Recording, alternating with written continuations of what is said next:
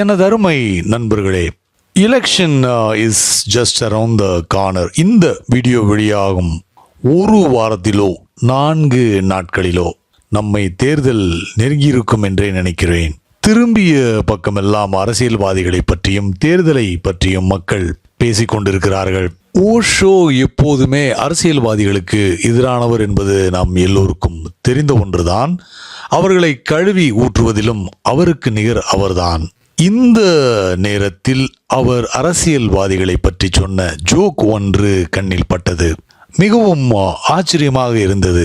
பணக்காரர்கள் முதல் ஏழைகள் வரை, படித்தவர்கள் முதல் படிக்காதவர்கள் வரை, அரசு அல்லது தனியார் அல்லது எந்த நிறுவனங்களாக இருந்தாலும் சரி, அவற்றில் உயர் பதவியில் இருந்தாலும் சரி, கீழ்நிலையில் இருந்தாலும் சரி, எல்லோரையும் தனக்கு கீழ் வைத்திருப்பவர்தான் அரசியல்வாதி. எவ்வளவு பெரிய புத்திசாலியாக இருந்தாலும் அவருக்கு கீழ்தான். அவரை பார்த்து எதற்கு ஓஷோ அப்படி சொன்னார் என்றுதான் ஆச்சரியமாக இருந்தது.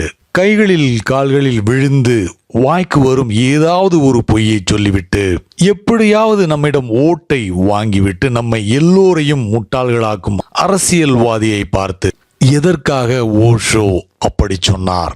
ஜெயித்து பதவிக்கு வந்த பிறகு 1 ரூபாய் 2 ரூபாய் அல்ல, 1000 கோடிகள், லட்சம் கோடிகள் என்று நம் பணத்தை ஆட்டையை போடும் அரசியல்வாதியை பார்த்து ஓஷோ எதற்காக இப்படி சொன்னார்? வாங்க என்ன சொன்னார்னு பார்க்கலாம்.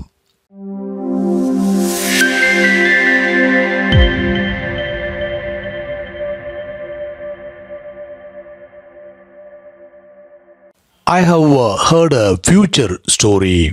ஒரு மனிதர் மூளை வாங்குவதற்காக மூளைகள் விற்கும் மருத்துவமனைக்கு சென்றார். காரணம், அவருடைய மூளை சரிவர வேலை செய்யவில்லை. அதை மாற்றிவிட வேண்டும் என்று நினைத்தார். மருத்துவமனையில் இருந்த சர்ஜன் இந்த மனிதரை அழைத்து அங்கே அடுக்கி வைக்கப்பட்டிருந்த எல்லா மூளைகளையும் சுற்றி காண்பித்தார். ஏராளமான மூளைகள் விற்பனைக்கு இருந்தது. ஒரு விஞ்ஞானியின் மூளையை காட்டி, சார், இந்த மூளை வெறும் 1000 ரூபாய் மட்டுமே என்று சொன்னார். பிறகு இன்னொரு மூளையை காட்டி, இது ஒரு தலைசிறந்த புகழ்பெற்ற நமக்கு எல்லோருக்கும் தெரிந்த கணித மேதையின் மூளை, இதன் விலை வெறும் 2000 ரூபாய் மட்டும்தான் என்று சொன்னார். இராணுவ அதிகாரி ஒருவரின் மூளை அங்கே இருந்தது. அதை காட்டி, இது 3000 ரூபாய் மட்டும்தான் என்று சொன்னார்.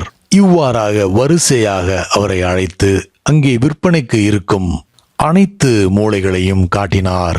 அப்படி சுற்றி காட்டிக் கொண்டிருக்கும் போது ஒரு புகழ்பெற்ற அரசியல்வாதியின் மூளையும் அங்கே இருந்தது.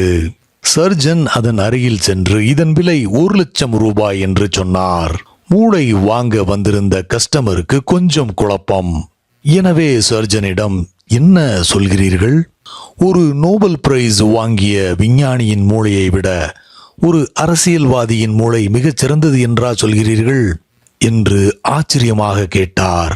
அதற்கு அந்த சர்ஜன், தயவு செய்து தவறாக நினைத்துக் கொள்ள வேண்டாம். ஒரு அரசியல்வாதியின் மூளை எந்த விதத்திலும் விஞ்ஞானியின் மூளையை விட, ஒரு இராணுவ அதிகாரியின் மூளையை விட, ஒரு கணித மேதையின் மூளையை விட, ஒரு கவிஞனின் மூளையை விட எந்த விதத்திலும் சிறந்த மூளை அல்ல.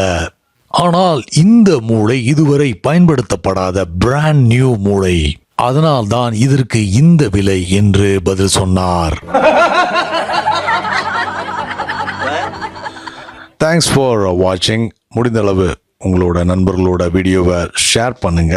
உங்களுடைய விமர்சனங்களை காமெண்ட்ஸில் சொல்லுங்க. அடுத்த வீடியோவில் சீக்கிரம் உங்களை எல்லாரையும் சந்திக்கிறேன். Until then, take care. Bye.